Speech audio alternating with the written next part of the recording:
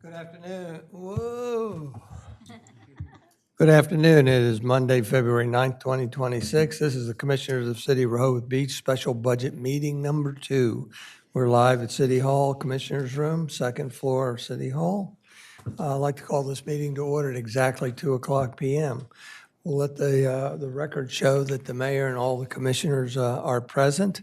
In addition, we have various staff members, including the assistant and assistant city manager and city manager, and others that'll introduce themselves as they get up and make their presentations.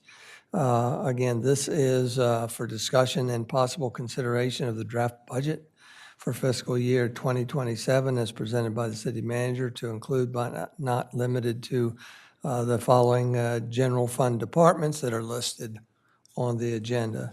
The support documents are before us, and we're going to turn it over to the city manager. I will say that, Carolyn, since you're the only member of the public, if you have any questions throughout, please raise your hands. And we do have a 3-minute time limit, and you'll come to the front podium. You know the procedure. And appreciate you being here. With that, we'll turn it over to City Manager Taylor. Thank you, Mr. Mayor and Commissioners. Good afternoon. So this is our second budget meeting, and I just want to highlight the upcoming schedule. So today we are discussing the general fund budget by department, which is excluding Public Works. We'll get to that at the next meeting on February 20th, where we'll have our special meeting number 3, and we'll go through the enterprise fund presentation by department, and then the other Public Works departments at that time. March 9th, we'll have our 4th meeting, where we'll go over the community partner contributions, which will include the grant requests, final questions and comments on the proposed FY27 budget. And on March 20th will be when you vote to approve the final budget. Going into some of the changes that we had from the last budget meeting, we actually adjusted the Phase 4 project because the revenue was not matching the percentage that we had on the expense side. So that was corrected. We increased the sidewalk repairs to $300,000 in the capital budget as requested by the board in the last meeting. We also increased the speed radar signs in the capital budget to 6 over the 4 that we were originally planning. We removed the chemical analyzers from the water capital budget, as that was able to be accomplished in this fiscal year. We added the expense for the pedestrian safety improvements as requested, and we increased the budget for the Public Works facility in the capital budget, which you can see in your worksheets. We also removed the Delaware Avenue stormwater outfall repairs, because that actually is a eligible expense with beach replenishment, because that can be redesigned as part of that project. And then increase the expense for the Hickman Street Pump Station in the capital budget. And Evan, do you want to talk about some of the pending items? Sure. Good afternoon, Mayor, Commissioners, and members of the public. Just to touch on some of the pending items that we have for you all. So the Lake Gerard Accretion Restoration Project, one of the questions at the last meeting was around an enhanced scope for that project, whether or not the entirety of Lake Gerard itself has to be restored. So again, that involves some excavation of the materials that have settled to the bottom of the lake, pulling that material out, dewatering that material, and then hauling away the material. We are still in conversations with Envirotech, but they did opine that it is recommended that the entirety of the lake be dredged.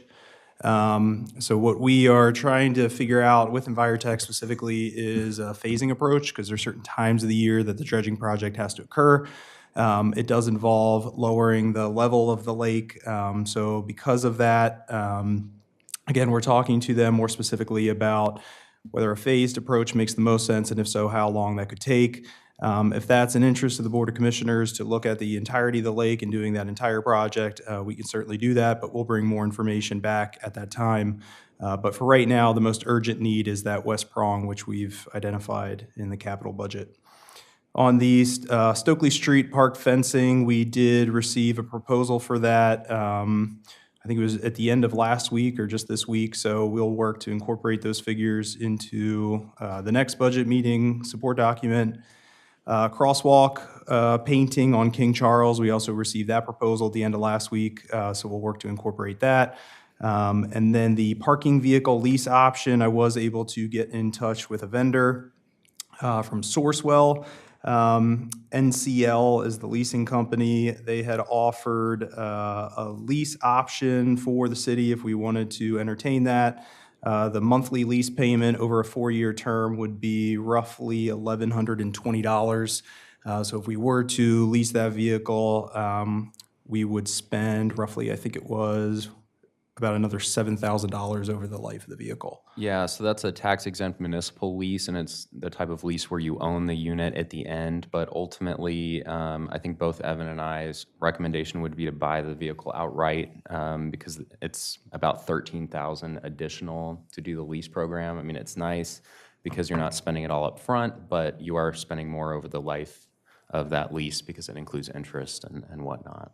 I'm sorry, what vehicle is that? So this is the parking vehicle that was put in the capital budget, the Parking kind of enforcement. small vehicle, right.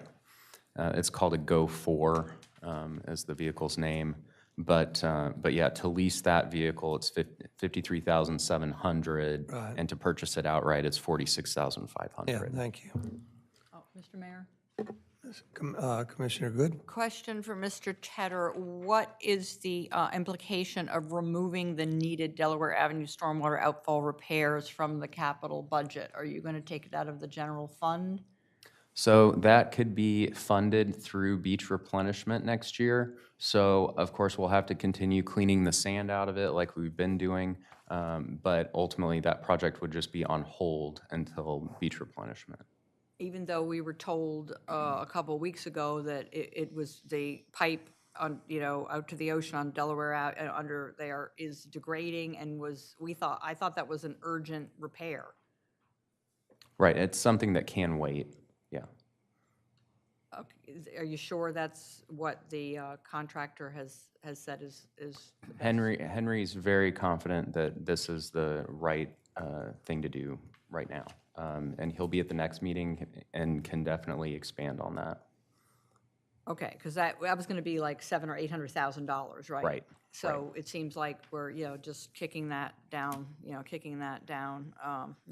deferring that. I'm a little nervous about that, just because I felt the presentation the initial presentation told us that was the high priority infrastructure. And now all of a sudden we're being told, well, we can wait another year or 2 or 3. Right. So I'll have Henry touch on that at the next meeting. Okay, Yeah. thanks. Mr. Mayor, Commissioner Galante? thanks for all of this updates on the pending items. I really appreciate hearing about it. I just wanted to go back to the Lake Gerard accretion restoration project and the enhanced scope. I'm connected to some of the members of the SOLA board, and they have not been read in on this. And I look to them as being experts on our lakes in this community. So if we could do some outreach to them, I think they are a very critical stakeholder, and I would like for them to be involved and understand what's happening and be able to weigh in on the decision that we make going forward. Certainly. Thank you.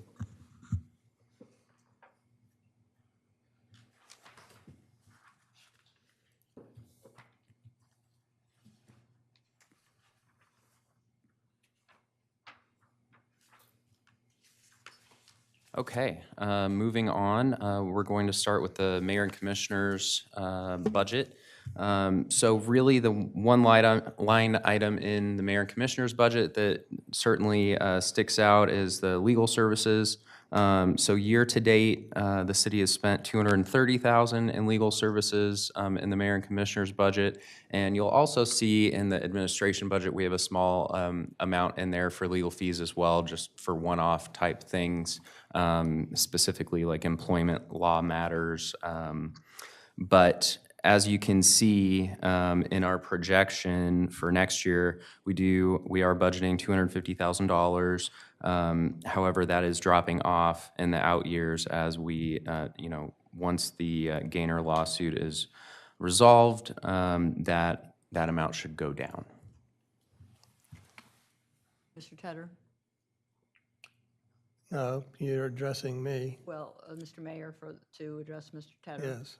As I think many people are aware, Commissioner Thier and I have asked that this current board conduct discussions to try to settle that lawsuit. And I think the way that it's being handled, I believe, just by the mayor, perhaps Vice Mayor Gossett, yourself, and Ms. Ogden, is not in the interest of taxpayers. And although I am disappointed this didn't occur last summer when we first asked about it, I think this should be a priority to mitigate these legal fees. No one is a winner in protracted litigation of this nature. There were mistakes probably made by a lot of people who are no longer on the board, so there should be ways to figure out a reasonable solution for all parties.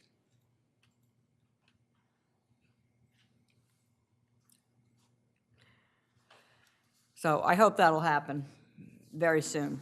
All right, noted, thank you. Anybody else? Commissioner Stewart? Mr. Tedder, what is so last year, in 2025, we spent $356,000 on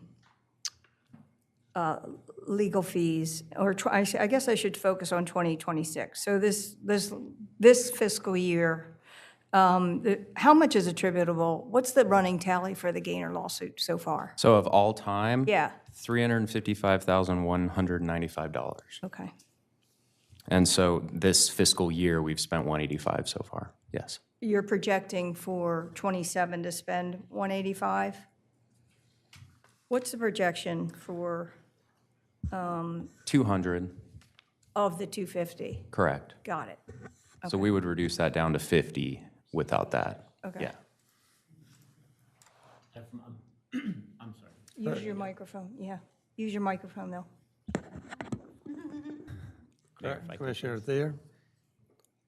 And I believe that's what you're reflecting in the future year projections.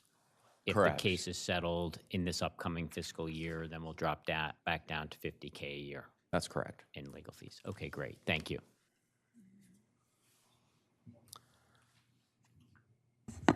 So moving to the finance department, so in this budget, we have the annual financial audit.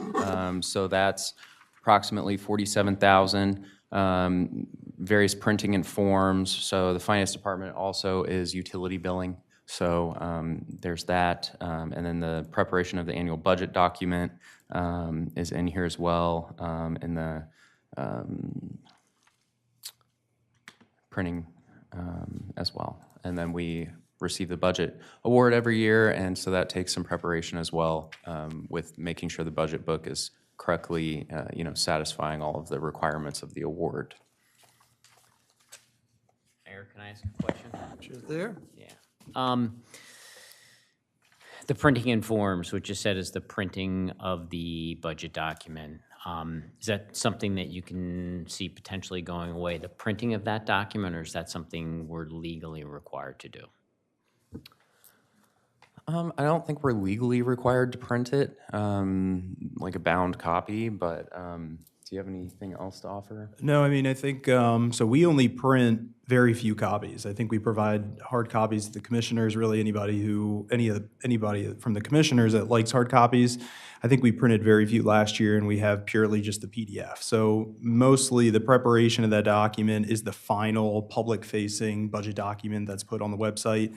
That document is also the same document we submit to GFOA for the budget award. So it's evolved over the years. So again, it takes some time to take these spreadsheets and the workbooks that you see as support documents and create that final version with charts, strategic goals, measurable items, and then submit that off to GFOA. So it's kind of both the public facing and the GFOA award. Okay, so it sounds like the bulk of the cost is not the Correct. however many printed copies, it's the effort that goes Yes. into creating the document. Okay, great, thank you. Mayor? Commissioner Saunders? Will Mrs. Lee, Ms. Jean Lee, be joining us when we talk about more detail on the payroll and benefits? Not specifically, but I can answer any questions that you have. Well, I guess I'm wondering at what point are we going to talk about the benefits and insurance and the items that we had talked about last year? We weren't planning any changes this year on insurance or benefits. The insurance did go up over 4% for this year and next year, so that's included in the I thought we'd have a little budget. more detail on that, I guess. And raises, we have a 2%, is that correct? Is that what Correct. you said? And then do we have a merit raise also considered? The merit pool is 2%. Okay. Up to 2%? Yeah. Or up to and including, whereas last year it was up to 3%. Correct. You've Do rolled you it want back- the floor? Yeah, thank you, Mr. Mayor. Commissioner Good? So just to clarify, the COLA, I did see you have proposed to be 2%, which does seem reasonable. So you have modified the maximum eligible merit increase this year to be 2% rather than 3%? Is that what you're saying? It's a 2% pool, yes. Okay. Separately, I'd like to, I'd like you to break down, because I've learned, I believe from either Jean Lee or the mayor, that there's a newly mandated Family Leave Act insurance that we are covering 100% for employees. So that's piggybacking onto, the 100% medical insurance at this point. Is it mandated by the state of Delaware that the employer pays 100% of that? So it is not mandated. Do you remember what the percentage is? I don't. I can look it up, but yeah, that is in the FICA expense, and I can have Jean join us in a little bit, and she can expand on it for you. Right, that would be helpful, because since we went from 80 to 90% health insurance in 2024, and from 90 to 100%, in spite of Commissioner Saunders and I advocating against that in fiscal year 2026, back in 2025. Since we now have this Extra Family Leave Act insurance, yeah, we do need a breakdown, because it is, in addition to the 6% matching retirement funds, it's bringing benefits for any individual employee, especially as the base salary rises in the case of the matching 6% toward retirement. It's bringing benefits, it's taking benefits in some cases up more than 20% in many departments. And I mean, 20% is untenable. So I don't know whether anyone else is concerned that adding this Family Leave Act insurance to the 100% health coverage, which is way above the national average of 82% for municipal employees. I mean, it's just taking our budget every year. It's just going higher and higher, and there will be no way to to reduce these benefit expenses. Commissioner Saunders? I was just going to ask Mr. Tedder, I think it would be great for Ms. Lee to join us. I know we probably have, it's a lot of money, and I think we probably have some questions. Yeah, so she's not here today, but she can come to the next meeting. Be fine. Yeah. Thank you. So just to be clear, the Delaware Paid Family and Medical Leave Act it's a requirement, it's not optional, and so it's a contribution of 0.8% of wages starting in 2025, so we've already been doing this. But the employer could charge the employee 50% of that premium if you wanted.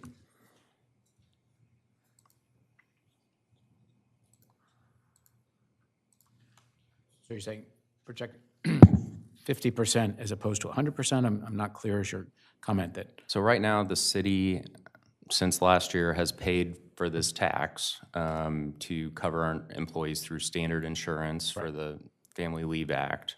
But technically, the employer could have the employee pay half of it. Yes.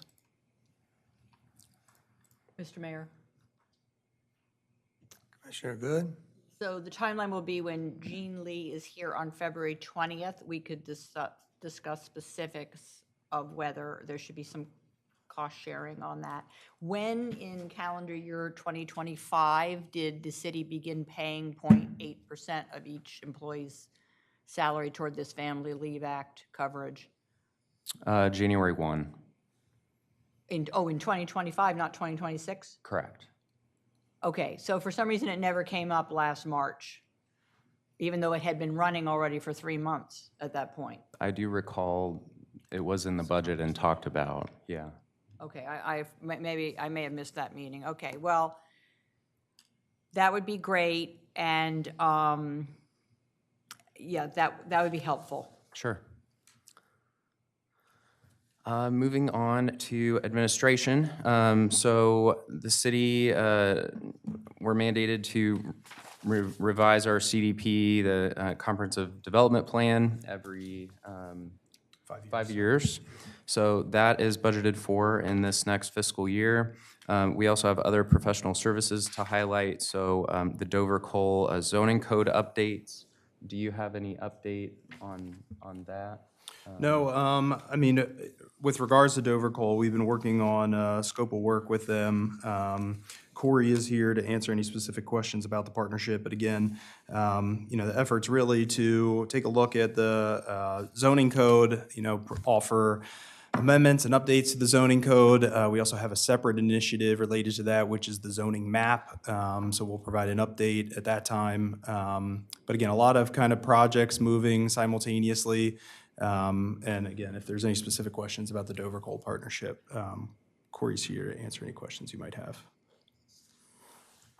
And again, we do have the ADA transition plan, getting that completed. Appraisal services, in case the commissioners opt to do our own appraisals of properties. And then wireless permit review, there's funding in there for that as well for the small cell towers.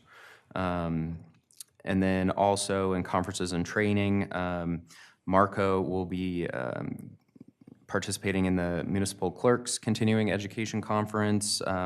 Jean has also been participating in the HR-related conferences and payroll. And then we've also started working on leadership training for employees through the DISC assessment, which has proved very valuable. And then we're also exploring PMP, the project management professional trainings for employees. So that's included in the conference and training budget. And then, of course, the City Hall maintenance contract, cleaning contract lives in this budget as well.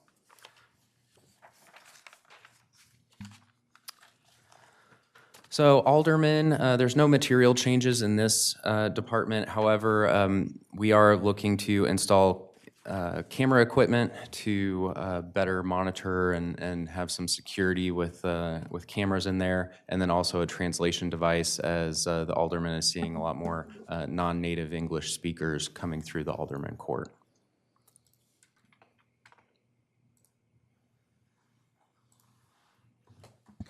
Mayor, if I may, is there an installation schedule for the upgrades to the Alderman Court? No. Not yet, no. Thank you.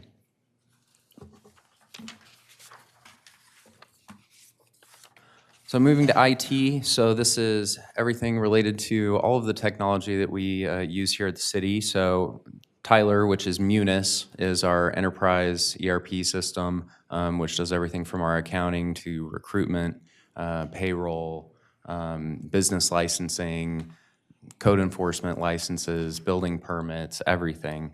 And then Esri is our GIS software, our Adobe licenses for creating your wonderful PDFs you're looking at, all of our Microsoft licensing, things of that nature. We also have the city cell phones and the Cradle Points, which is essentially internet access and all the police cars, things of that nature. We have our phone system, and then we are looking to increase our data connectivity to some of our other facilities, like the Beach Patrol facility. Currently, it's on a point-to-point network, and so trying to get fiber to that facility is included in this budget as well. Our server infrastructure, so all of the switches and networking gear has to be refreshed every so often, so that's including some regular replacements of some of those access points and equipment, and then just various softwares and licenses. Mayor, if I could, please. Commissioner Thayer? So a couple of questions. The software and licenses, I'm looking at the 26 projected and the 27 preliminary, and we've got about a $60,000 increase there. Are we missing an expense in the 26 projection, or is that going to be all net new software? And if so,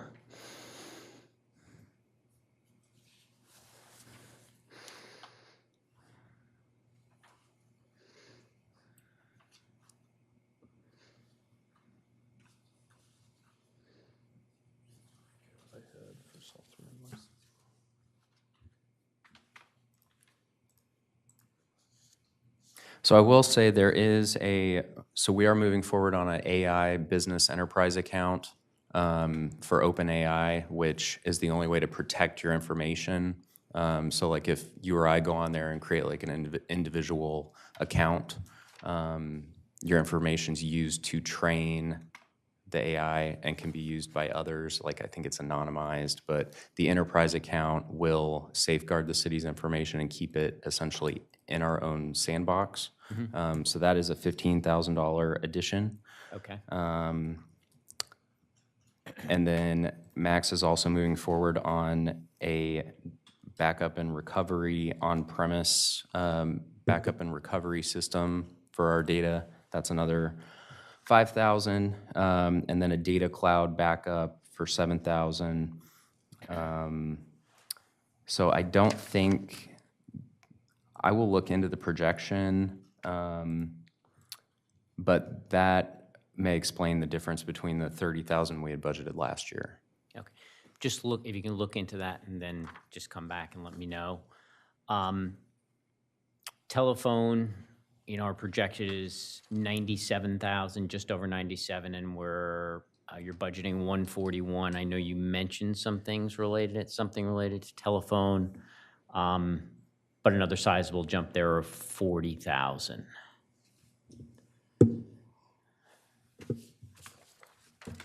I'll look into that too. Okay. Thank you. Great. And then the last one is IT capital improvements. That's fine. I can look that up. Okay. Thank you. Mr. Mayor? Let me just remind everybody, when we are referencing these spreadsheets, if we could make reference the account number that's at the beginning, so that those of us that choose to try to look it up, we can find it fairly easy. Susan, and then Suzanne. Susan's Commissioner Stewart. I have a question about the OpenAI contract. Did you consider Google's Gemini or any other competitors, Anthropic's Claude? Yes. So you looked at them, okay. Right. Commissioner Good? So when you respond to Commissioner Thayer about this precipitous rise in the telephone costs, could you delineate for us, is that the City Hall telephone network that's risen from Number to 80, reference? like 81,000, it looks like, to 141,000? That's almost a 50% jump. In fact, it's more than a 50% jump from 80 to 141,000. Or when we say telephone, or is that, is that what we're referencing? Yeah, that would be the Ring Central platform, yeah. Because cell phones is the line item under it.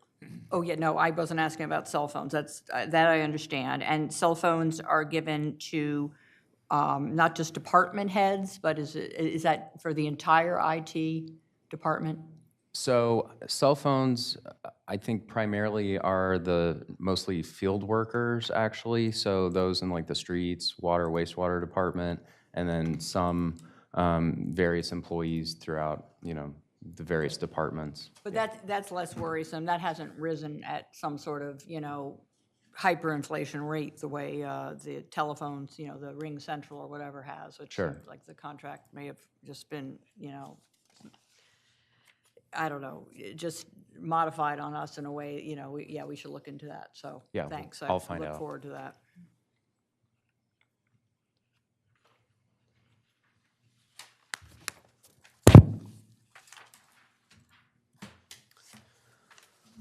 All right, building and licensing.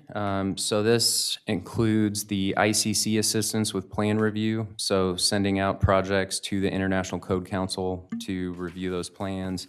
We're also moving to the 2027 code, so this includes that. This budget also includes funding for Wallace Montgomery, helping us with plan review, planning services in general, and reporting. And then there is funding for additional code updates in this budget as well. Mr. Mayor, Commissioner Saunders. are these net figures then? These are reimbursable. Many of these are reimbursable from the applicants. So would we be looking at net expenses here? So this is total expenses, so anything that's a reimbursement or fee that's realized on the revenue worksheet. So, okay, so this is total, and then on the other side, the income side, you see the reimbursement. Correct. It'd be interesting to know how close we are as we talk about increasing fees. Sure. So, okay, thank you.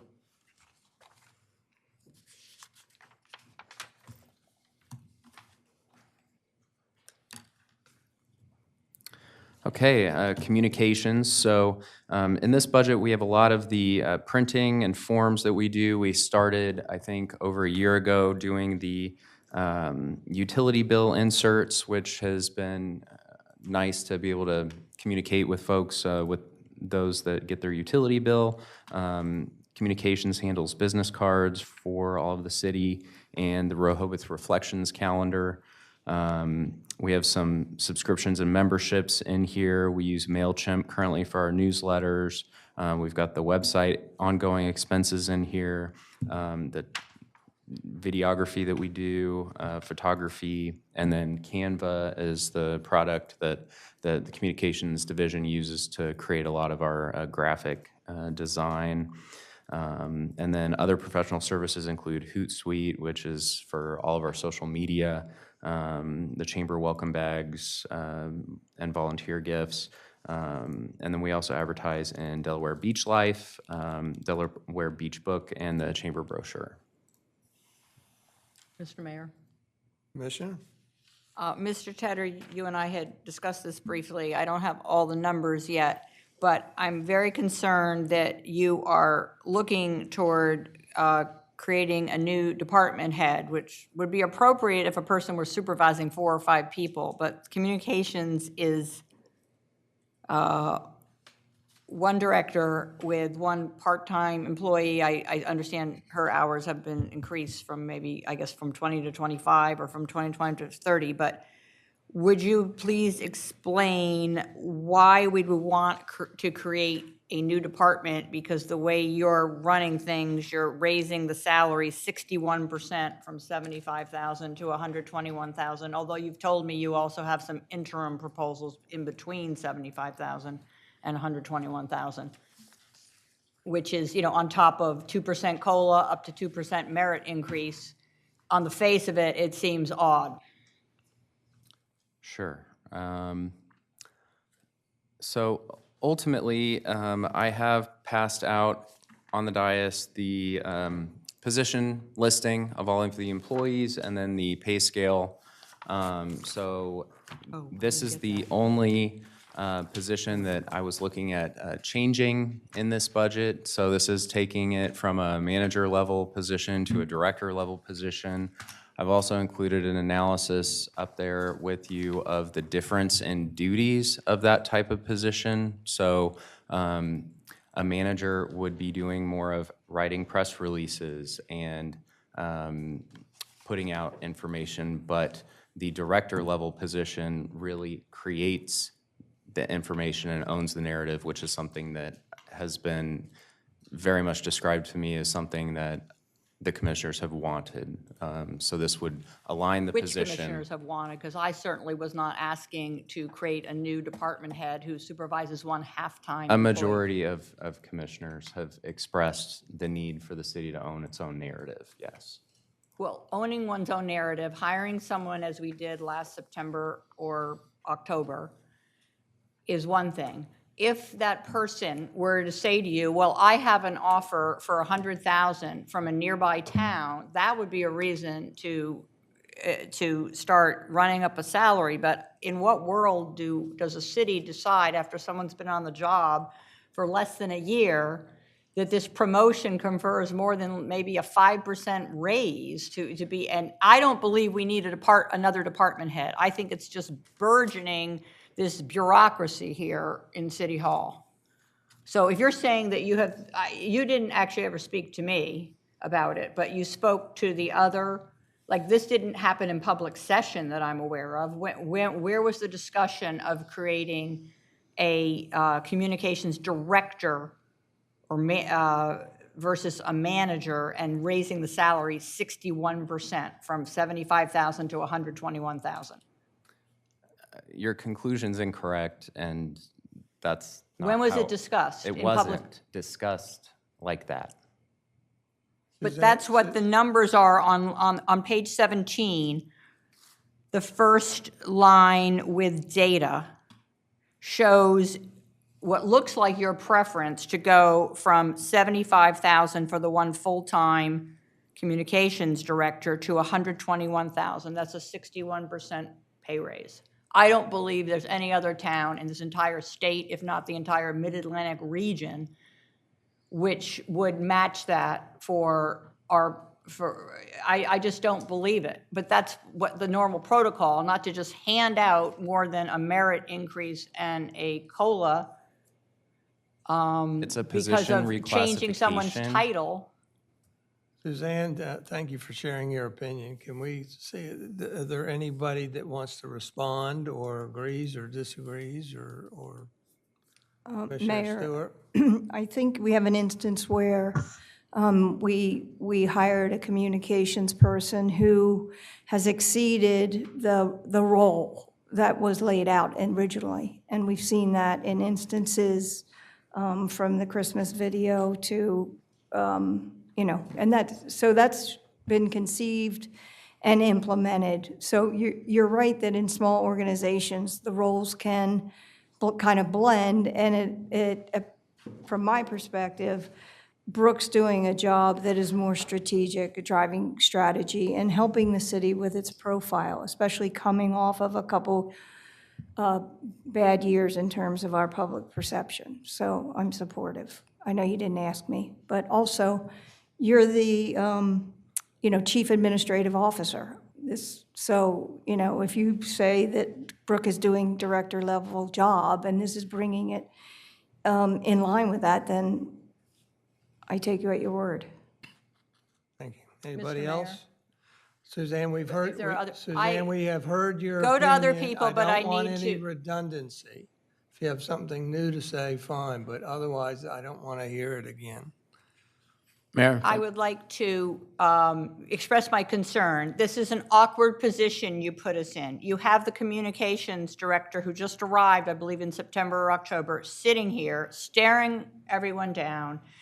And you're basically, because of your own compensation package, I believe it's in your interest to keep growing the bureaucracy, the scale, the salaries and benefits in City Hall to soothe some resentment that was created by your package being not only, like, just no other town in the entire nation has replicated what we did because it's stupid. You are unaffordable to this city, and by promoting someone to a director after, I think, 5 or 6 months on the job with a 61% pay raise, you're just continuing down this road of continual expansion of salary and benefits in this city. Okay. I don't understand Thank you, Susan. saying all the other commissioners were on board for this. Thank you. Anybody else Yes, Mayor, if I may. to this topic? Thank you. The information that you distributed is very helpful in the roles that a communication manager versus director play. And over the past several years, one of the constant issues that I've heard from our taxpayers, our residents, our visitors, is poor communications, lack of communications. Since we have made a change in the communication department recently, those comments to me from the public have changed dramatically in the sense of how we are reaching out to the public, the amount of communications done, the consistency of the communications, the understandable aspect and quick response to the communications. So I think this is a great improvement, and I think we need to pay an individual the value that they present to the community, and I think this is something that needs to go forward. It's taken us a long time to get here, and a position that we need to be in, and someone that has the ability to look holistically at our communications aspects, not just writing press, it's very important of writing a press release and getting it out, but to stand back and really understand what is going on and how to respond to the public and in advance of what happens to the aspect, as opposed to chasing the headline, as opposed to being ahead of the headline. And controlling the narrative is a very important part of what the city should be doing. Our branding, the way we look to people, and what we're representing to our taxpayers, our visitors, and our commercial aspects. I think this is an extremely important position, and I fully support your recommendation of doing of what is happening. Thank you. Go ahead. Thank you. Moving on to the police department. So we have fully implemented the take-home vehicle program. So the auto lease numbers that you see in this budget are really as high as they will be.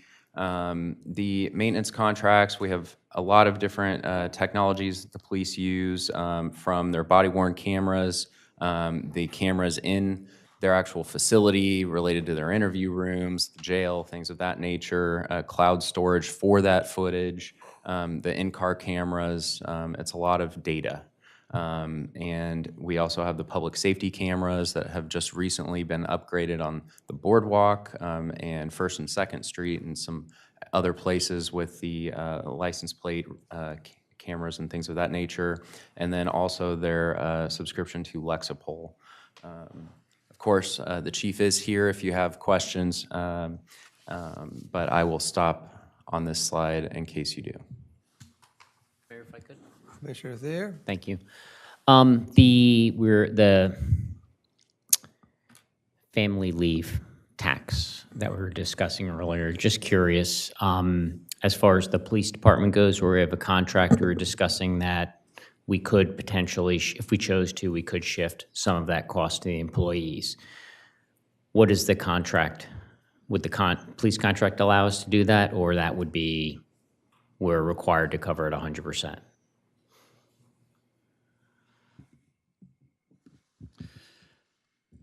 I don't have the contract right in front of me, but what I would say is I don't think that specifically states that in our current contract, but I will go on record to say during contract negotiations that it was brought up, and the employees at the table were told that the city was picking that expense up. Okay. So even though it wasn't, I don't believe, written in the contract, it was verbally advised to them. Okay. Yeah, I'm looking at the numbers for the entire city here, and, you know, as you would expect it to, right? This is a large department of the city. It does, you know, it is a large percentage of that amount. So again, just as the question's being asked, could we ask the employees to pay part of it? Yes, but when it comes to the police department, no, we can't. That's how I would interpret it, yes, that's Okay, correct. great. Thank you. Mr. Mayor? Commissioner Good? I would like to concur with Commissioner Thier, with any discussion going forward about the this January 2025 fairly new family leave tax, we'd be talking about employees other than the police department, just because that's a different rubric.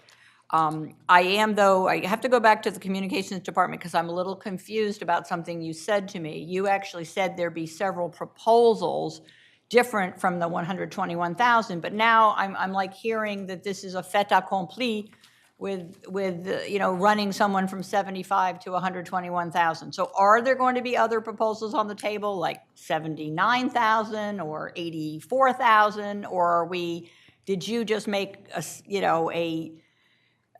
decision that because there might be in some other town, in some other state, a communications director taking in 121,000, that sounded good to you? So what I specifically said is that there is a pay band, and you can see it on this Yes, I did see sheet the that's in chart. front of you. So the 120 is midpoint. But you're jumping from a much lower pay grade just to a pay grade several notches up in one fell swoop, right? Right. Well, I just, again, we're not an efficient business, clearly, but at least we have to adhere to just some logic here that people aren't normally promoted at that sort of major extra amount of salary unless there's some legitimate reason to think that their skills would get that sort of salary somewhere else. So unless the communications manager shows you a comparable offer, I hope you're not just like, I don't know, you told me that there were going to be several different salaries. Now it's just 121,000. So I don't really understand why you would tell me there were several other salaries you were considering. Suzanne, he's the city manager. He has the purview to create this himself. What he's presented to him, I am comfortable with. I think some of the others have expressed that they're comfortable with. And so we've heard your opinion, and we appreciate it. Can I just add something? Commissioner I Saunders. just want to add, in the short time that Brooke has been here, I think she's done an outstanding job. But I think there's further for her to grow and more to do. So I would absolutely support keeping her, paying her a decent salary, and hoping that she continues to improve and grow into the position. That's it. Thank you. Mayor, if Mr. I- Mayor, I'd like Commissioner Saunders to clarify what he's saying. I'm saying that Like, what would the salary be in fiscal year 2027? We have to get our facts. I'm saying that I would like to straight. pay a good person a good salary so they stay and will make us even better than we are now. Would that be 121,000 in fiscal year 2027? I leave that up to the city manager. I'm not a salary expert. Between Well- he and Miss Lee, I think we could figure that out. Well, Mr. Mayor, I'll just conclude by saying this is so troubling on so many levels that a city manager whose own salary and compensation was not subject that to again. so We're much not going there. scrutiny Suzanne? would raise an employee after 8 months by 61%. It defies belief, and I sure hope you'll reconsider on this Suzanne, one. you're stating your position, your opinion, and that's fine. We all have our opportunity to state our opinion if we want. That's and we true, don't but have to- I and we think it's an do embarrassment not- for taxpayers Suzanne, that would Mr. you- Tedder would take someone after, I think it's 6 months, September to March, so it's 5 months, February. September to February is 5 months. This would be another groundbreaking contract which doesn't occur anywhere else in the country, there's a reason it doesn't. No other municipality is this ridiculous. Suzanne, you're going to have to learn that when the chair speaks, you need to listen and then be quiet. We're not going to tolerate it too much I more. understand You what you're do not saying. have the floor. I was told one You thing do by not Mr. have the- Tedder You do not have the with floor 3 anymore. different options, and now all of a sudden those other 2 options have disappeared on us. Carolyn? Make sure that's on. Tap. I don't have the remote, but Carolyn Diefendorfer, city resident. I will just tell you that working in healthcare, I have seen this happen.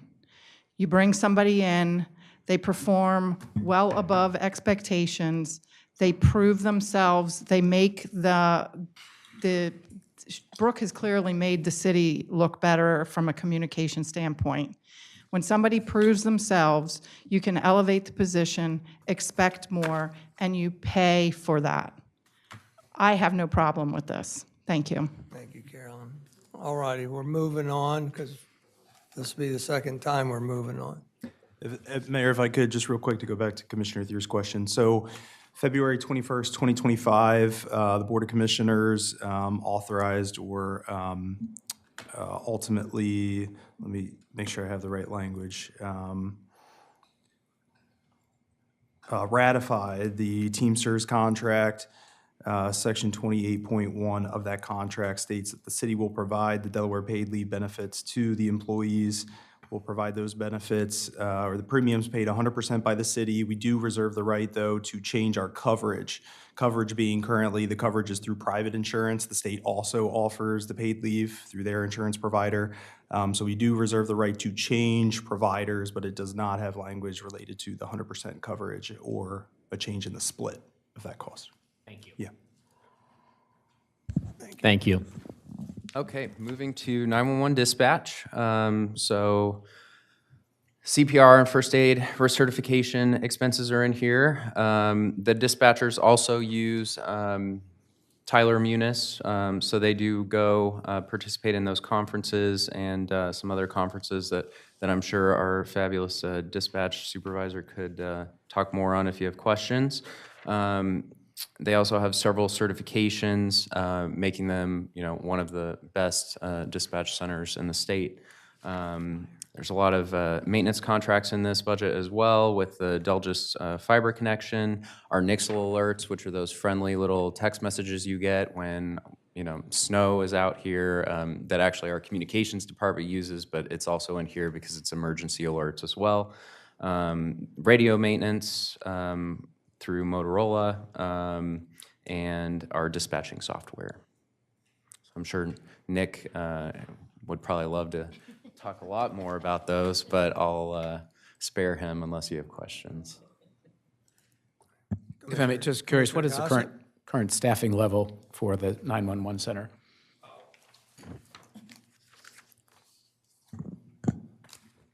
We're at 12. We just need one more to hire.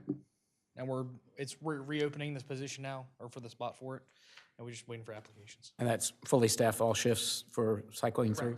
Great, thank you. Commissioner Saunders?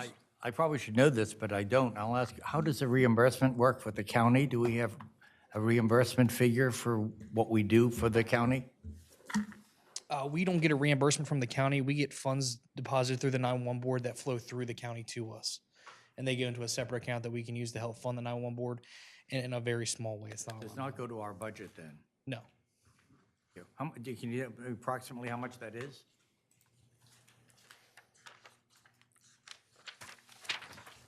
As of right now, they deposit monthly $3,778.95 into that account, and there's Doesn't seem like a lot for what we there's do. not there's discussions are going on right now with the 911 board at a state level to get that sent to the legislature to get that number increased across the state. Are we involved in that? We are. Yes. Yeah, Thank you. I participate in the 911 board, the RFPs and all that stuff. Thank you.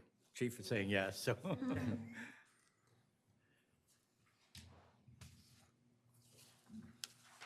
Everyone's favorite department, parking meter and parking permits. I'm going to let Evan handle this one. Sure, I can touch a little bit on the parking department. There's some information that's not included on the slide. So this year, we actually combined the parking meter department and the parking permit department. Historically, they were broken out into separate departments. So there is a slight increase in uniforms part-time. That's with the addition of the permit department uniforms. Printing and forms is primarily mailing envelopes, and then again, we moved the parking walking guide that we typically print every single year from communications, or actually from the permit department to the meter department, but again, in the same budget. We additionally have tickets and permits, $55,000. There is an addition of $35,000. That is for the actual purchase of the parking permits that we currently use. On other professional services, this is for the LPR virtual permit integration project. So again, going from the physical permit to the virtual permit. We also have contracts with Advantech software and the annual fire sprinkler inspection. Postage, just across all departments really, but you'll also see it reflected in parking. Postage has increased to 74 cents, so we've increased postage for all departments. Related to the maintenance contracts, which is probably one of the biggest budgets in the parking department. This is where we keep all of our software, maintenance, telephone support. This is where we have the integration with all of our parking meters, Park Mobile integration. We have a lot of software subscriptions that we use to enforce, but then also track payment and enforce, certainly parking. And then there's also an addition of LPR integration for the Go4. So we talked a little bit about that vehicle in the capital budget presentation, and then at the beginning of this meeting with regards to leasing that vehicle. So with the addition of that vehicle, we will have to integrate all of our license plate software. And then we are also looking to replace a set of LPR equipment this year. We have 2 vehicles, 2 sets of equipment. Both, the oldest equipment is actually unsupported now, so we have to replace that. We replaced 1 set this fiscal year, and we need to replace another set next fiscal year. Auto lease, we do have an addition of 1 LPR vehicle. So again, when we replace that LPR equipment, we're going to replace the vehicle. That vehicle, I believe, is 5 or 6 years old now. And then in capital outlays, again, we have the Go4 Interceptor. That's all I have to report for parking. Mayor, if I could, please. Commissioner Thayer? Thank you. So a couple of questions, and if I missed something here in your presentation, I apologize. Part-time salaries, jumping quite a bit from the projected, right? About 110 grand. Are we adding people, adding hours? Did we just not have enough people last year? Sure. So again, we added the permit department to the meter department, but then also we are budgeting as if we're fully staffed. We hurt really bad last year. We weren't able to be fully staffed. So we're just budgeting to be fully staffed. To be fully staffed. Permits and meters. Okay, great. But I think the highlight is we did combine meter and permit. Okay, great. Okay, that's right. Another question was on the maintenance contracts, and I know you mentioned a few things here with the maintenance contracts, but another area we're seeing a significant jump of about 130,000. Just again, high level, what is driving that increase? Sure. We have the addition of LPR integration for the Go4 vehicle. We also have the additional LPR replacement. So again, that's all the camera equipment, the computer, all the infrastructure that goes into that. So with the integration, the warranty, the software, and again, the equipment and software itself, that is 6, 7, 8, about $90,000. Okay. And when I think maintenance contracts, I think recurring. So the dollars you just mentioned, they going to be recurring annually, or are we going to see them drop off a little bit? No, it will drop off.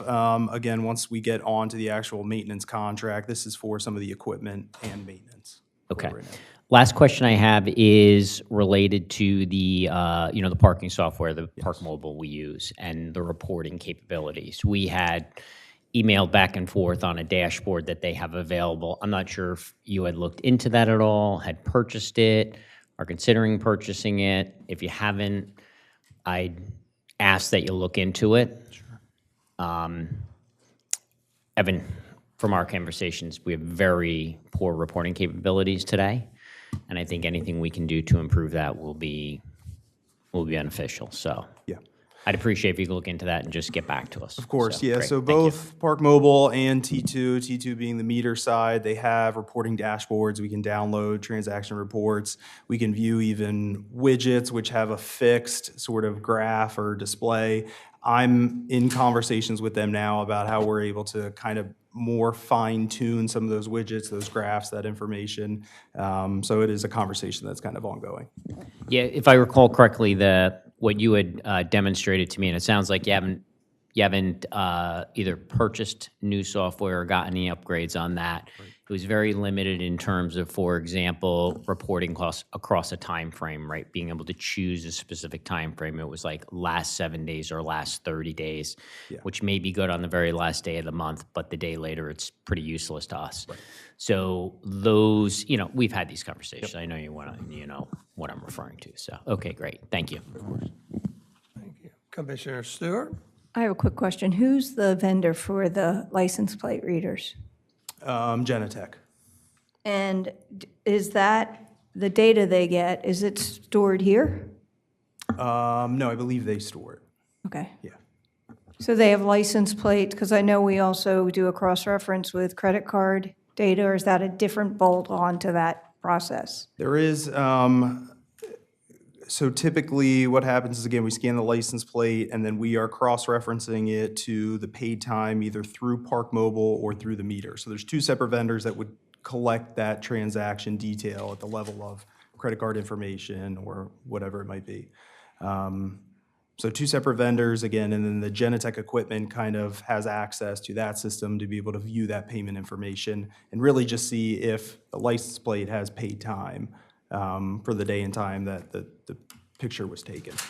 Okay, and is that the same software system that Craig referenced when we were getting, we're sort of understanding the impact of concerts in terms of, what businesses they're frequenting? Is that something, is that part of? Completely separate. Okay, what's that So called? Placer AI is Placer separate. AI. That's the visitor analytics where you're able to understand how many people were in an area at a given time and where they came from, where they're going to. And I know it's anonymized to us, but there's data kept somewhere. And I'm a little concerned about that. So Placer AI keeps that data, I presume? So they receive the data from third parties. Right. They have They're privacy aggregating policies, things data, of that nature, basically. but everything's anonymized, yeah.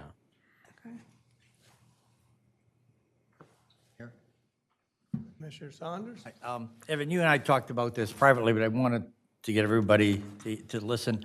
The virtual permit integration system, hopefully you have some money set aside for education, because as you know, there's going to be some pushback from the public. And I think the best way was to let people know ahead of time what we're doing, and if that requires some mailing or some money, in the budget, we should say so now, we should put it in the budget, because the feedback I've been getting is not everybody's sold on the system. So, and it's because they don't understand it completely.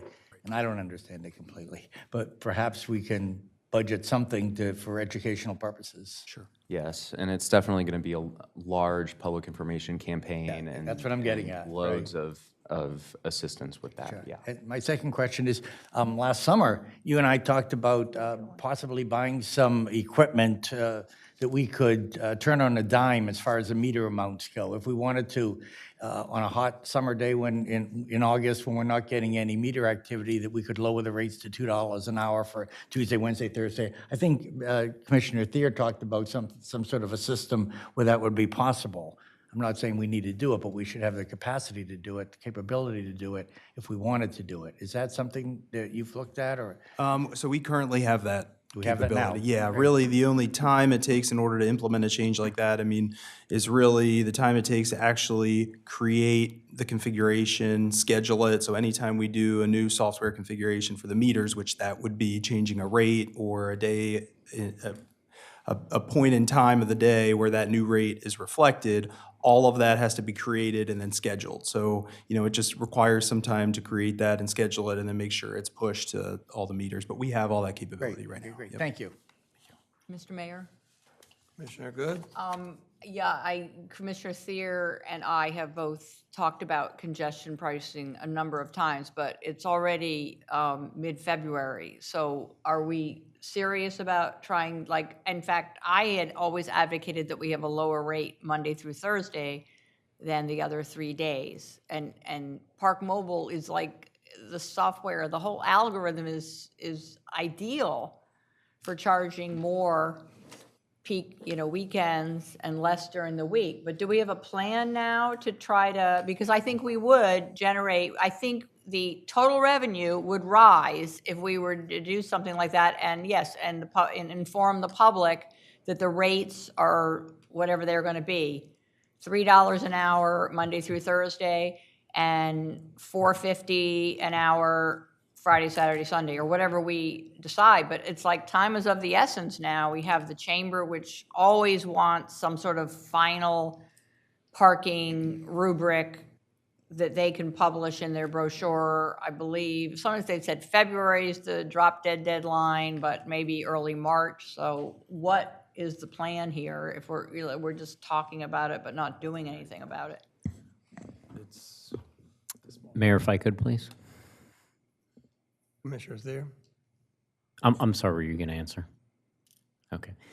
Yeah, we have talked about this, since a year ago, and I don't think it's realistic to get anything done for this summer. I appreciate the amount of effort it takes just to set up the programming for the meters. But I think this needs to be one of our priorities for the next year, which is, doing some analysis. Does dynamic, congestion, dynamic, surge pricing, to me, it's all the same thing, right? Getting some analysis done. Does it make sense? I believe it probably does make sense. And then in what form or fashion do we do the dynamic pricing? This is, back to, you and I have had these conversations, right, about we need better data out of Park Mobile so we can do the analysis, because at a minimum, this needs to be needs to be revenue budget neutral. But what else do we need, right? Maybe we need to bring in an intern this summer that's going to focus on this. I don't know, but I think many of us are saying the same thing, which is we need a plan. So come back to us with a plan on how we can analyze dynamic pricing and implement dynamic pricing for the 27 season. Does that make sense? Here's That makes hoping. sense? Okay, thank you. Okay, moving on to Parks, Tennis, and Recreation. So all of these departments are combined. You'll notice in here the line item for the July 4th fireworks. It is the 250th, anniversary of Independence Day. So we have bumped up the show to a higher level. We've also included some funds for repairs at the Anna Hazard Museum. It's looking a little shabby, so we want to make sure the window and other miscellaneous repairs get taken care of, since it's such a historic property. And then turning your attention to contractual services. So in the tree code, it calls out an urban tree plan, and that has never been conducted. So we're very excited to move forward on an urban tree plan, and that will also play into mapping out the commemorative tree program and some other things related to our own trees and other trees throughout the city. You'll also find we have the funds for irrigation maintenance, the landscaping contract with Spazzato and the other landscaping company that we use. And then we're also adding water bags for trees and the filling of that with the contractor so that these trees get watered and don't die, especially the newer ones that we plant, because typically they just had water for a little bit, and it was on nearby property owners to fill the water if they wanted to. That wasn't happening, so we just want to make sure the trees are doing good. Mr. Mayor. Commissioner, go ahead. Mr. Tedder, would you please explain this inventory of trees you're proposing? Is this under Mr. Lilly's direction, or is this an outside contractor who will be conducting that? So, do you want to talk about it? It is under Mr. Lilly's direction, but the actual tree plan, it'll be done by an external company, yes. There goes my question. I want to know the price of this contract, because I'm very concerned, given that a lot of the tree mitigation funds have just sat there for a long time. We could do a lot on our own just to plant trees and not hire another consultant to take stock of our various tree canopy. Yeah, thank you. We can get something for you at the next meeting. You have no idea of the ballpark of this contract for this equitable tree assessment or something? There was a study done that, I think it was around 2010, that the city of Rehoboth took for a tree canopy assessment with an inventory list. So By whom was this done? Do you know, like what company? Davy Tree, maybe? I believe that was the one, Mayor. So what we're Yeah, looking at is to update this. It's been 16 years since any work has been done on that. I would be strongly against this, and I hope this is removed from the budget, because there are things I requested last year which haven't taken place, which include actually planting trees with the tree mitigation funds. That's been done at such a minimal level. In addition, the city potentially buying trees with those funds and offering them to homeowners at some nominal cost, maybe $25. These are actionable steps to grow the tree canopy. Having this Davy Tree present another binder to us, like evaluating our tree canopy, no thanks. All right, thank you. I believe it's between 6,000 and 7,000. I'd like to, 26, 26 to 27,000. 6 to 7. 6. Oh, 6 to 7. So you're pretty sure it's under $10,000, but, Yeah. okay, it's less than I might have thought it would be, but I'd still think it's a poor idea. Okay, we also have funds in here for Save a Tree and general tree care, the injections of the trees at Grove Park, things of that nature. Mayor, question, if I may. Commissioner Gossett? Yes, under the contractual service, the addition of recreational programs. Can you kind of expand on that a little bit in the aspect of a lot goes on in Grove Park, I guess? And do we have any data at all? Is this break even? Is it a lost leader, or just, these have been going on for years and years, I know, but I don't know that if we've ever really taken a look at them to see if this is something that we need to improve, or, today with taking responsibility of children is a whole different world, and I'm just curious as to if we've investigated this at all. Great question, and I think my recommendation would be maybe in a future meeting, maybe as part of the department briefings, we could have Tim Bamforth come in and provide a department briefing, because I don't think he's ever provided that type of information to the commissioners before, and I think it'd be worthwhile. He would be the best person to answer that question. I understand, but it's just something that I think to take a look at is Sure. is we're supplying the right controls and what have you, responsibilities. Thank you. I will talk to him. Yep. Commissioner Saunders? One last question on 4th of July.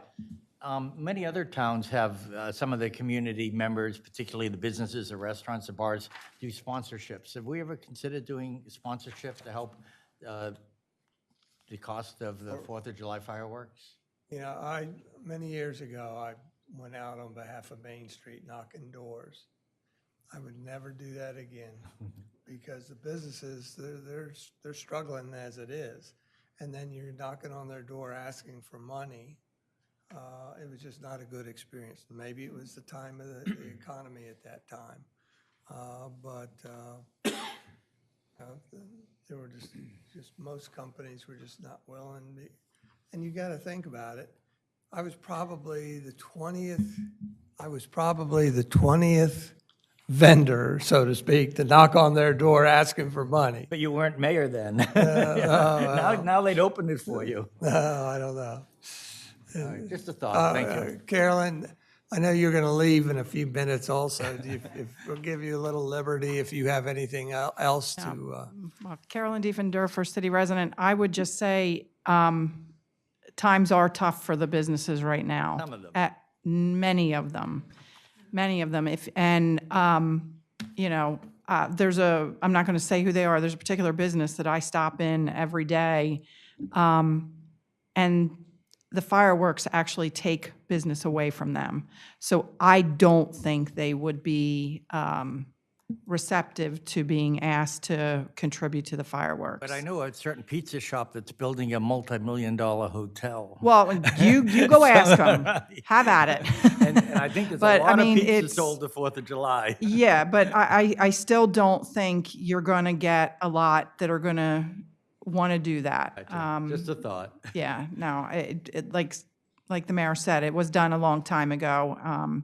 And I don't, just having talked to some of them recently with how tough January and the start of February have been for them, this weather has had an impact on the business that the little business they would normally get, they haven't.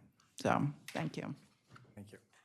Mr. Mayor? Anybody else? Commissioner Good? Yeah, I appreciate what Ms. Diefendorfer has just said, and I concur. But the overall problem for me is we need to do everything in our power with this budget, and I don't see it, in reining in spending enough that we can keep taxes and fees on the hardworking business owners low.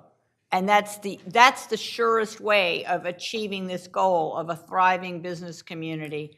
And what we're doing by continuing to grow some of these budgets is going in the opposite direction, because at the end of the day, you're going to need more permit fees, more taxes from people. So I don't think going door to door petitioning them to sponsor the fireworks or the bandstand concerts is going to be very effective. I think, we know that. That's not a good, we certainly shouldn't hire someone to start soliciting donations from businesses for those two activities. Mr. Mayor? Commissioner Galante? Hey, Taylor, I have a question about the comment that you made related to the watering of trees. Yeah. Is it the tree preservation line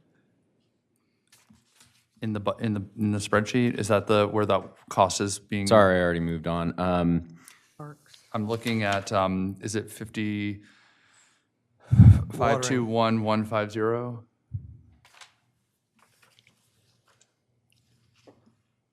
Yes. It is, okay. So I think this is a worthwhile goal and item to have in our budget.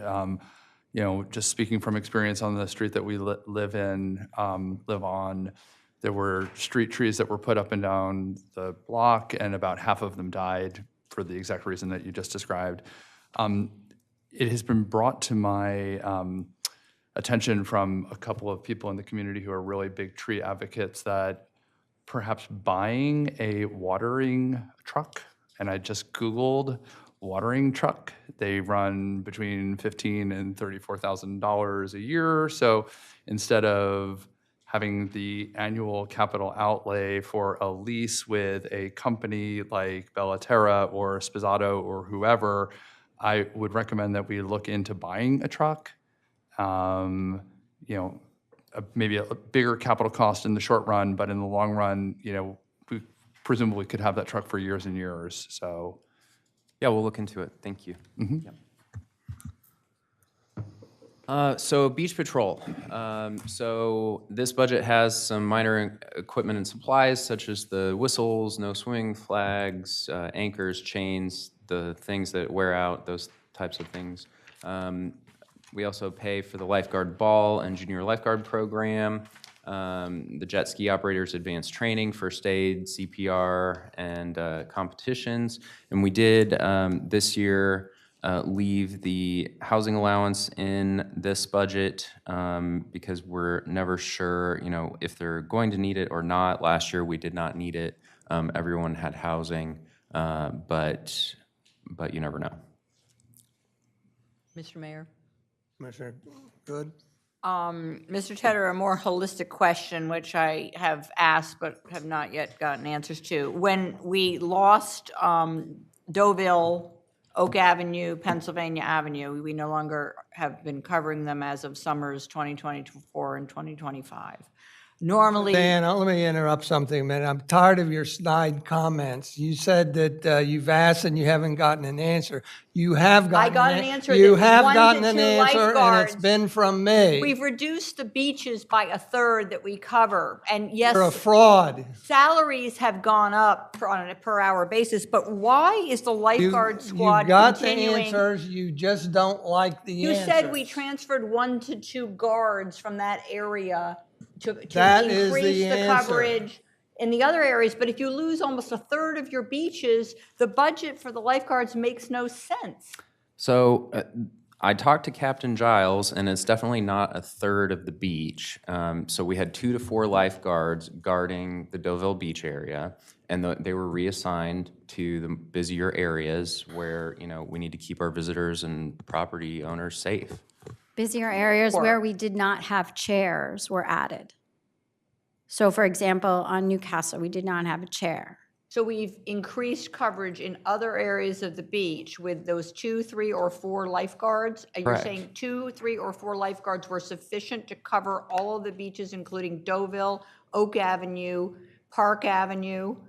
That sounds like scant coverage for Right. that area. Yes. So the number on the squad did not change even though we reduced the footage of the beach we're covering? Correct.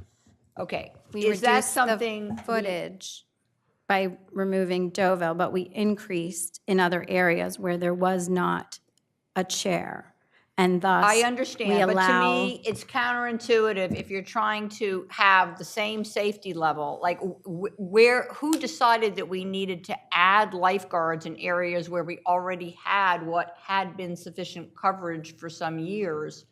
I just like you to, I know that the tryouts are soon. I just think it's time to consider whether, in addition, we added beach ambassadors simultaneous, I think, to the loss of Deauville and those other beaches. So we've increased the safety presence on the beach considerably. This may not be, necessary because we were handling those other beaches and Deauville with a certain number of people. I think normally we don't need that large roster. Okay, you've shared your opinion. Thank you. Anybody else? Thank you, Taylor. So the bandstand, we did, in my last report, I detailed the change to the summer concert series where we're going to try switching around a couple of dates. This includes the contractual services, so sound technician, the elevator maintenance, since there's the elevator that goes from the stage down into the dressing room area. But this budget, we are working on rust removal because it gets a lot of the salt spray. You'll notice that there's a lot of rust out there at this time, and we'll be moving forward on tuck pointing the brick. If you go look at the actual pillars and areas, the grout's all coming out, so.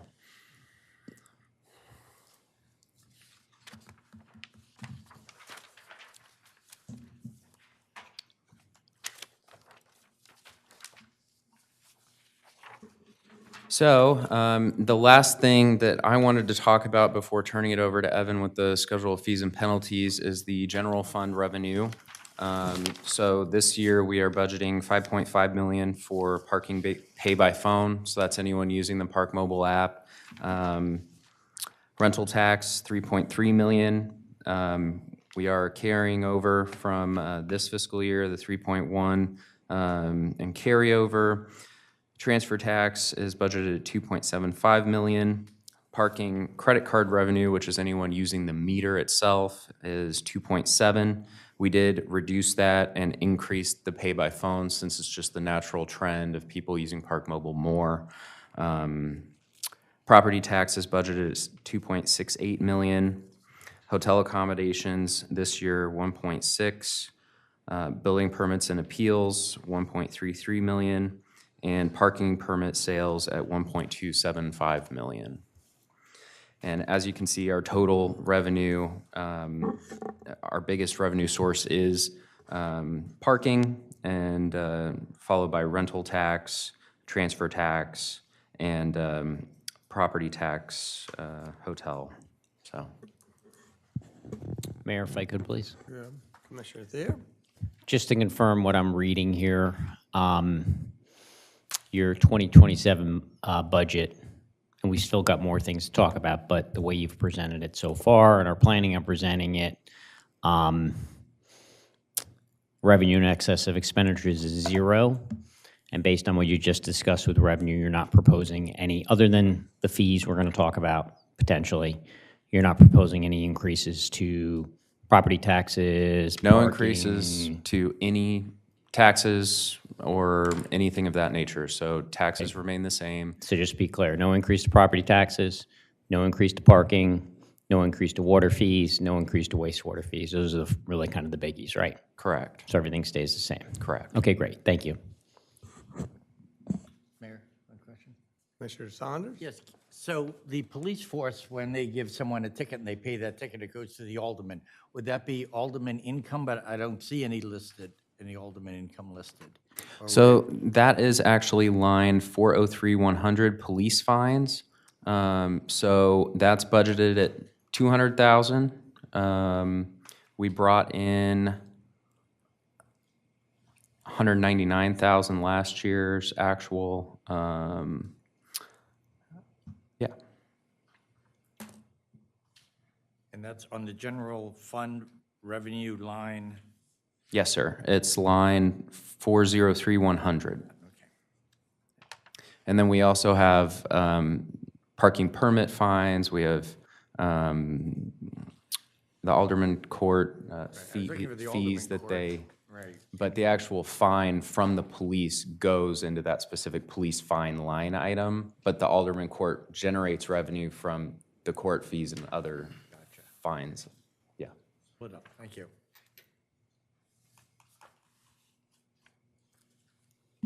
So if no other questions, I will move on so Evan can go over the schedule of fees and penalties. Oh, Mr. Mayor, a last, Commissioner Good? if you would give us an overview of Dover Coal, you had said that was a total of $200,000 that we had budgeted for them, I believe, last year, fiscal year 2026. Is that correct? Yes. Have we, are there remaining funds in that?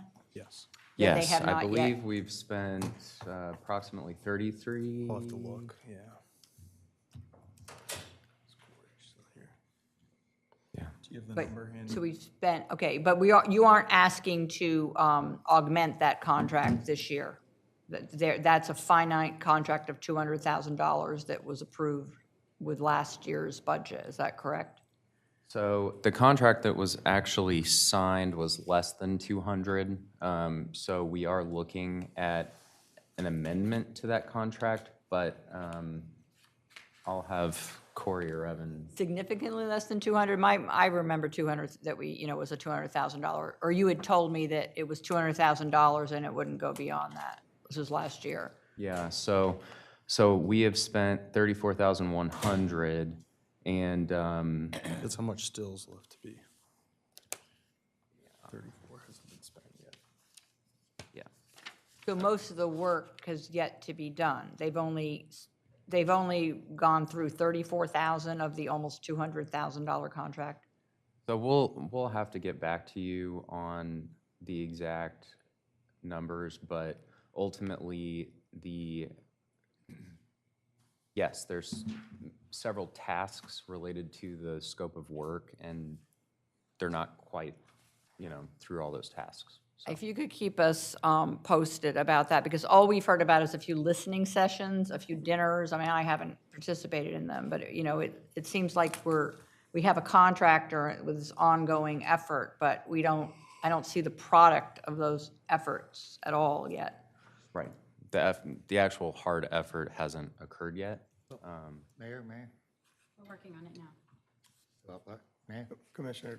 I want to say I agree with Suzanne, with Commissioner Good, that we were supposed to hear something from them back in December, and it's now February, and we haven't heard anything from Dover, any progress report or any meeting with commissioners or anything else. Corey gave an update. Yes, Commissioners, if I may shed some light and give a bit of an update. The presentation that I gave in December was really to encapsulate Joe Cole's two days up here, where it was really a chance for him to explore Rehoboth and get a baseline reading of what the city looked like, what our architectural detailed, and to briefly meet with people that he could in the time period that he was up here. Since then, we have been examining the scope. It seemed right to take a step back while we were looking at a comprehensive approach at our code and to assess items such as the economic development or an economic development survey of the commercial properties here, the idea of a city center or a civic district of some kind, and to incorporate all of the research that we have already done with the Rossi Group and transportation studies. What I am trying to do currently is work with Dover Cole and Partners to have a much more complete and concrete revised scope to provide to you, a clean one that has all of these items included in it, and with the hope that they will be up, Dover Cole as well as possibly someone from an economic development team, for a full presentation to you in April that would reflect the scope that we're hoping to finalize very soon for your consideration. Thank you, Mr. Schenko. But, so the Rossi Group study, you're referencing that $200,000 study, it had some components that have not even been considered for implementation. So it was underwhelming to me. But you're saying Dover is looking at the Rossi study that is in a binder, I guess, somewhere here. We got copies of it in April of, well, the public got copies of it, I think, in April of 2024. Does that sound right? The Rossi Group completed its work. April 2024. Okay, so I hope some of you feel as I do that some of this work, while it might potentially yield benefits, it's really not been that helpful if you look at just the overall impact of these studies. So I don't know. I just want to make sure I didn't know that we hadn't spent through most of that $200,000, but let's try to limit these contracts. They don't seem to benefit the average visitor or homeowner here, in my opinion. Anybody else? Thank you, Corey. Evan? Thank you, Mayor. Just a brief update on the schedule of fees and penalties.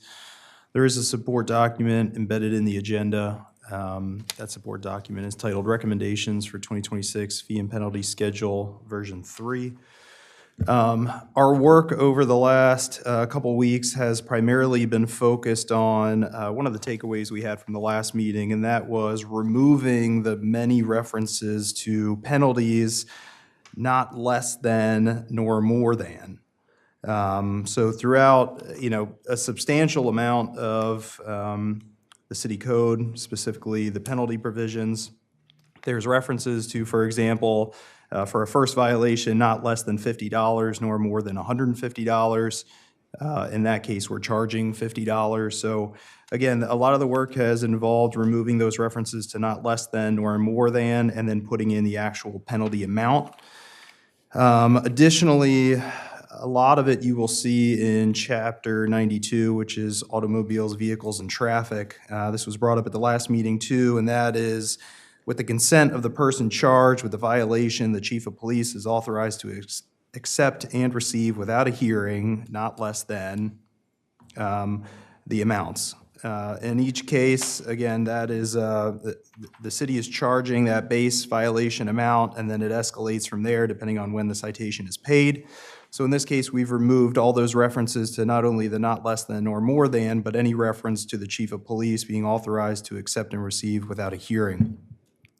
So that's, again, the substantial change that you will see. I just wanted to add one more piece of information, and that was I can't remember if it was brought up at the last meeting, but there are some fines in here, penalties in here that seem pretty minimal. For example, we have fines in here ranging from $2 to $5 to $10 to $25.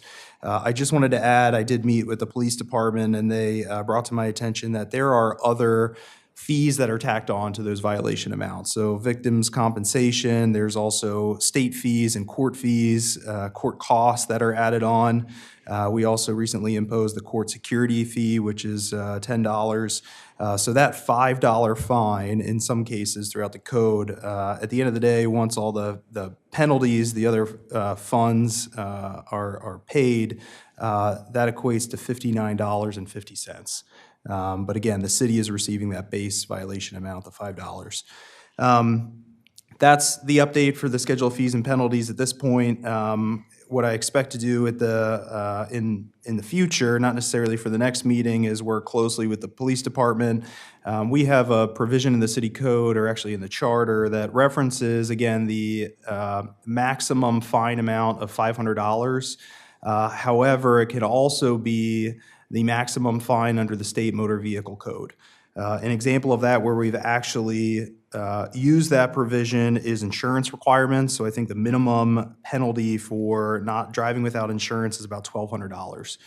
So one of the things that we'll look to do in the future, again, not necessarily for the next budget meeting because it'll take some considerable time, plus we'll have to work with the solicitor, is making reference anywhere we can to state motor vehicle penalties. Just to make sure that we're consistent with state code, and then again, as those penalty amounts change, so too will our fees for that. Again, that's all I really have to report at this time. If there's any questions that you have, please let me know. And again, we will just look to continue to update the schedule for each budget meeting, and we'll continue to bring back drafts at each budget meeting moving forward. One of the notes you mentioned, that was maybe establishing a minimum fee, fine for feeding geese. Now, that sounds silly, but we had a huge problem years ago with feeding geese, and it's $5. Do we really even cover $5 for them going out and doing everything? No. And so I think there ought to be a minimum fee to at least would break even, so to speak. And for those fines that that are police fines, that have court fees tacked on to them and everything, that's fine, but I don't think that should be considered or added up to our minimum fee. It still ought to be above $5 or $10, plus the court fees and everything.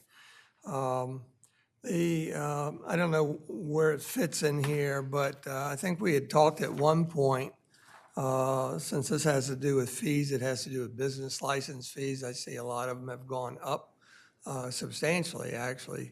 For instance, the fee for being not a broker, but a real estate agent.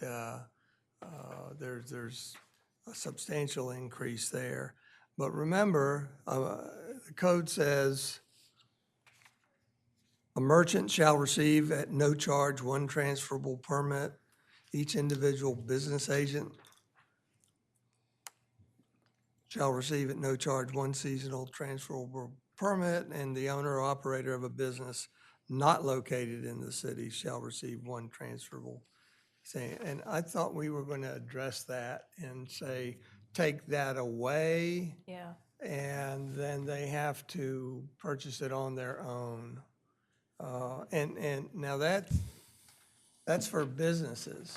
I didn't read over the property owners. Well, property owner or year-round tenant shall be issued 2 seasonable permits. So there's a commercial component. There's a commercial component, and then there's a residential component, though. Page, please, of the parking permits. And This is my own printout from the code, section 92-263. It's not in, I don't, I'd have to be given a minute to find it. Business license fees starts on page 28. Thank you, Mayor. That is one of the due outs that we had from the last budget meeting. That was to look at, again, a tiered business license fee that includes the permit or doesn't include the permit. We were also going to look at, for example, maybe a different business license fee or permit fee tied to a square footage of an establishment. That was one comment we received at the last meeting.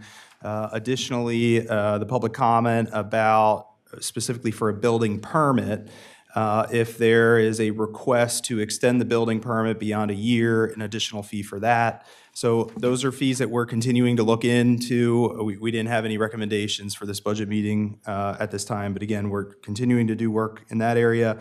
And then also the convention center rates as well as what we continue to look But into. we're not ready to go through this, say, page by page and everything. There's still work in progress, okay.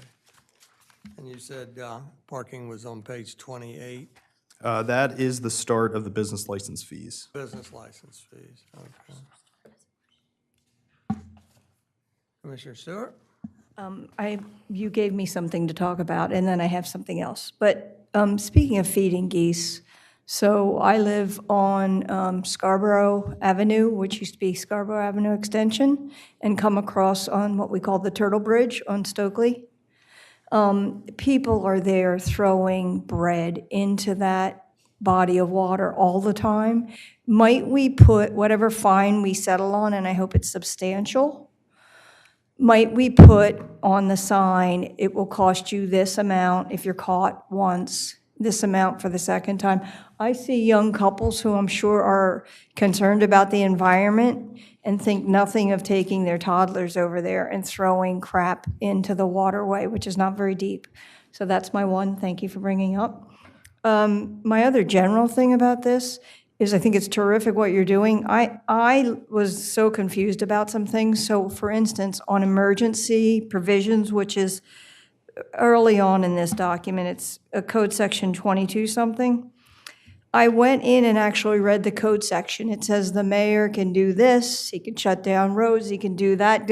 Nowhere does it say, it nowhere states a violation, that if any obligation by individuals to comply with anything. So we have a fine in here that references a code section that only gives obligation to the city manager and the mayor, not to anybody else. So it doesn't state a cause of action for an offense. And I'm suspecting, I couldn't take it anymore. I'm suspecting that it's throughout this, so maybe, I think get the fines right, that's great. At some point, there needs to be a project about looking at the different provisions and making it say, if you don't comply with the orders, any orders given that in this paragraph, then you've committed a violation. Do you know what I mean? Yeah, I think certainly we can look in that. And then if there are specific questions or specific sections that you've found, please send them to me. We'll take a look at it. Every chapter has a violations and penalties sections. You know, the first paragraph is anybody violating any provisions of the chapters pays this penalty amount or this fine amount. So if there are instances of that throughout the code and you happen to find them, please let me know. And I get what you're saying with that catch-all language, except, for instance, when you look at that emergency operations paragraph, all it does is say, in an emergency, the mayor can do this, the city manager can do that. That doesn't tell me as a citizen what my obligations are vis-a-vis that chapter. You know what I mean? Okay. Like, it might say, if you go on the street after they've said it's closed, you've violated. You know what I mean? Sure. Thank you, Susan. Mr. Mayor. A couple other notes, page 33, it mentions section 120-22E, solicitors, peddlers, or hawkers, the $400 fee. I couldn't find in there where we even allow solicitors, hawkers, and peddlers. Do we really want to do that? I put them in the same category of buskers. I've had a couple people approach me that, wouldn't it be neat to have buskers on the boardwalk? I said, heck, absolutely not. you know? I don't know what a So- busker is. So there, huh? What is a busker? You put your guitar case down and Oh, okay. sing and Okay. get money thrown at your feet. There you go. Can't do that. Then there's another, on page 36, section 194-5H, has to do with valet parking permits. But in particular, the next section, or the little box under it, should the city manager designate metered parking spots as a part of said unloading or loading points, he shall contract with the permit holder for payment of lost revenues from said meter, and that's $6 per day. Well, at $4 an hour, $6 is at 1.5 hours. So I think that ought to be looked at. And I think that's all I have. Find anything more, I'll just contact you directly. Sure. Anybody else? Mr. Mayor? In terms of fees, Commissioner Galante? So I brought this up the last time we got together and we reviewed the fee schedule. My broader point here is that the city must ensure that we are generating appropriate revenue from the properties and activities that drive the highest demand for city services. And I'm specifically going to pick on bars and restaurants. Right now, if you look at section 120-20E, the business license. Page? I don't have the page, I just have the reference. 32, I think. Thank you. The business license fee is $750 for that type of business. And we're giving them 2 free parking passes, transferable parking passes at $325 a pop. So that's $650, and that we're charging them $100 for a business license. Think about all of the city services that we provide to that business. They're getting off really very cheaply. And it's creating a disproportionate cost for residents, frankly.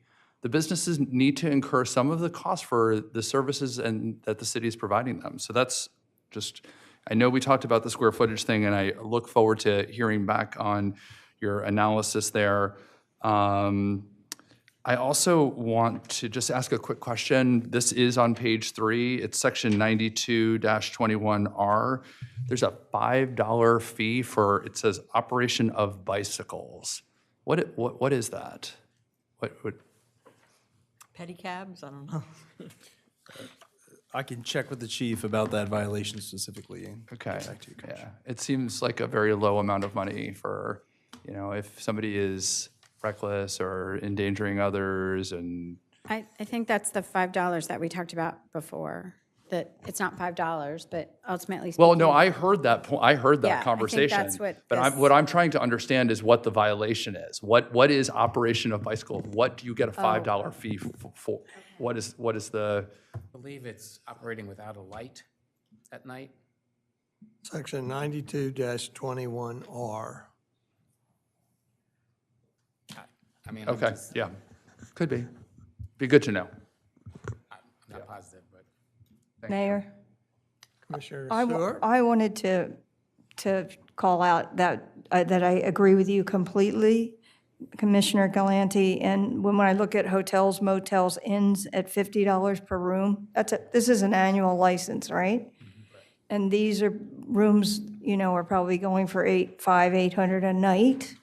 We don't, while we do get the license revenue, we're not getting income tax or gross receipts tax from restaurants, bars, and they're consuming a lot of services. I mean, they're drawing parking, and I know parking's a revenue item for us, but I think it's important that they pay their fair share and not have this burden on residents. And I love the restaurants and bars, so I think they're great. And the other retail establishments, too.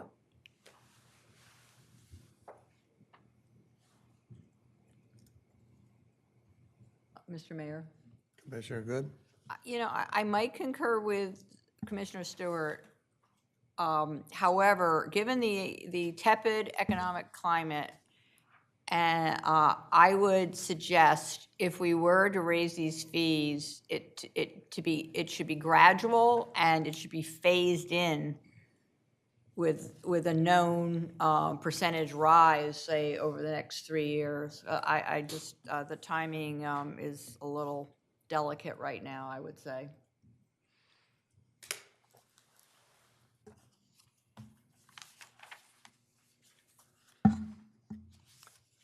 Evan, do you want to bring up anything else in scheduled fees and penalties? You indicated you'd review everything and the comments and come back to us at a future Yes, that's all I budget have, Mayor. meeting. Oh, Mr. Mayor, Commissioner Good? question for city manager and the assistant city manager. There was a lot of focus on the feeding of the seagulls, I think almost 6 or 7 years ago. And this feeding of the waterfowl, maybe it has to be updated to include all the hundreds of turtles in over off Stokely Street there.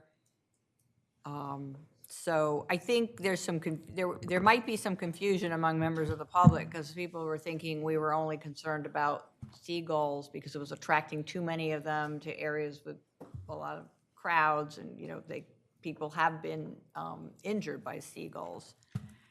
Geese just are very aggressive, so I think a lot of parents are reluctant to have their kids feed geese if they have any sense.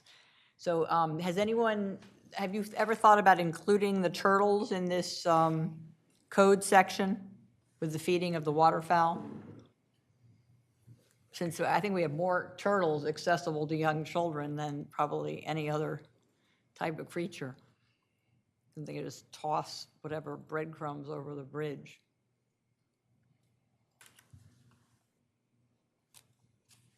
I think we can look into it a little bit more. It looks like there's more. Waterfowl is not defined in Chapter 88, but it looks like there's some other definitions, so we'll have to look into it. Thank you. I have, Should my be wife and I. wildlife. Wildlife? Should it Go be ahead. wildlife? Yeah. Don't for feed the instance, wildlife? Yeah, wildlife. Sorry, Mayor.